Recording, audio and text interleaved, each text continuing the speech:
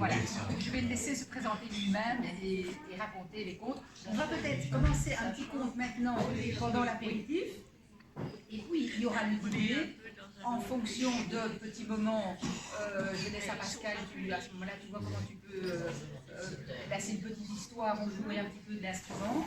Et alors, après, mais on attend toujours les deux autres intervenants, il y a une dame japonaise qui vient avec aussi une belgo-japonaise, et elles vont parler, la japonaise va raconter des petits haïkus, donc des petits poèmes de 3 phrases en japonais, et Satsuki, qui est la fille d'un résident que vous avez connu, Jacques Urbain, qui a quitté ici il y a 15 jours, sa fille qui est belgo-japonaise, va traduire.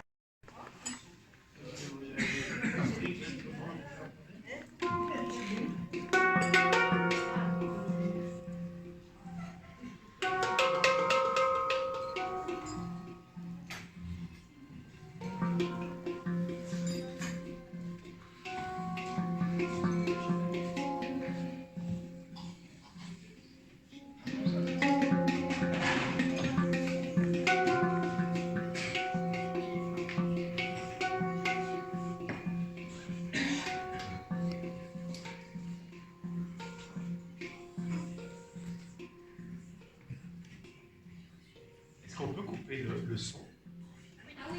C'est pas grave, hein?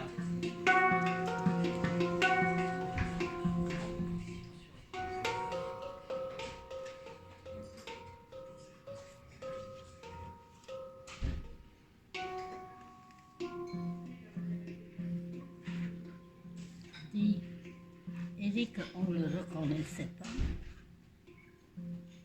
On ne le reconnaît pas encore. Hein. Et on ne va pas le connaître. On se trouve sur une plage. Je vais parler fort pour que tout le monde entende. Hein? Il n'est pas d'ici. On est sur une plage. Et là, sur cette plage, il y a des milliards de grains de sable. Et parmi tous ces grains de sable, il y en a un tout petit. Lui, tous les soirs, il regarde la lune. Parce qu'elle est magnifique, cette lune, quand elle brille là dans ce ciel. Mais à force de regarder la lune tous les soirs, le petit grain de sable a fini par tomber amoureux de cette lune. Et il voudrait bien pouvoir lui écrire des poèmes d'amour, lui chanter des chansons, mais les autres grains de sable lui disent « Arrête! Arrête de rêver comme ça! T'es qu'un petit grain de sable parmi des millions de grains de sable! Comment tu veux que la lune te remarque? » Et puis tu sais bien comment c'est pour nous les grains de sable. La mer arrive là avec les vagues, et puis elle nous prend, là, elle nous mélange tous les grains de sable, elle nous emmène là où elle veut. Nous, on n'a rien à dire. Et le petit grain de sable, il refuse d'être comme tout le monde. Et quand les vagues arrivent, lui, il lutte de toutes ses forces pour rester là, à cet endroit-là, là, où il pourra continuer à regarder la lune. C'est un combat un peu désespéré, c'est le combat d'un petit grain de sable contre l'immensité de l'océan. Mais pas très loin de là, il y avait un coquillage. Et le coquillage a vu ce petit grain de sable qui luttait désespérément. Ça l'a touché. Alors le coquillage, hop, il s'est ouvert et il a recueilli le petit grain de sable. Il l'a protégé contre les marées. Et le petit grain de sable, installé confortablement au creux du coquillage, il s'est endormi. Et du temps a passé. Beaucoup de temps. Et un jour, alors que les vagues s'étaient retirées au loin, le coquillage s'est ouvert et il a laissé sortir une petite perle. Et le vent s'est mis à souffler et il a fait rouler la perle tout au bout de la plage, à un endroit où les vagues ne pourront plus l'atteindre. Alors, certains soirs, quand la lune brille, là, toute ronde dans le ciel, eh bien, sa lumière descend, et cette lumière éclaire la petite perle, et on dirait une petite lune posée sur le sable.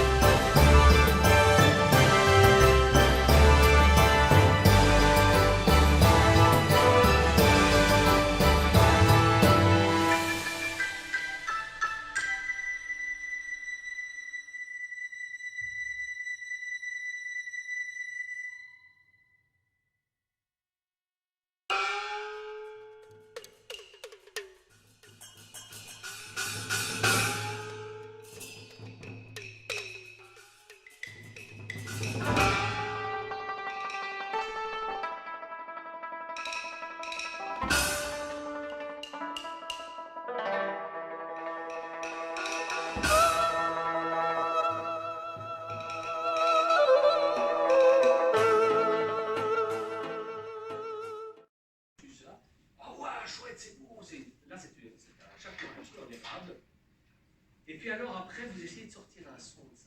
Mais en fait, c'est un tube, il y a juste une petite encoche. C'est pas une flûte à bec. Vous prenez une flûte à bec, vous soufflez dedans, il y a un son qui sort. Mais là, pendant des heures, vous êtes occupé comme ça. Et puis vous cherchez pour essayer d'arriver. Alors, quand je prends le shakuhachi, je ne suis jamais sûr que je vais arriver à sortir un son. Bon, on va essayer. On va voir.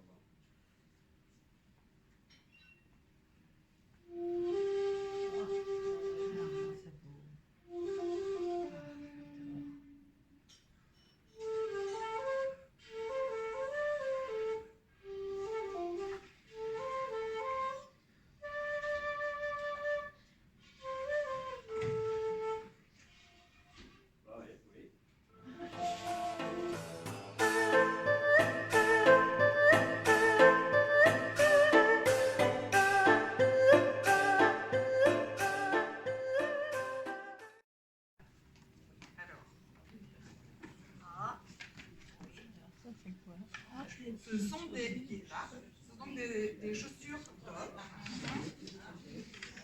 Oui. で、下駄の裏は漢字の2の字になっています。 Alors, l'arrière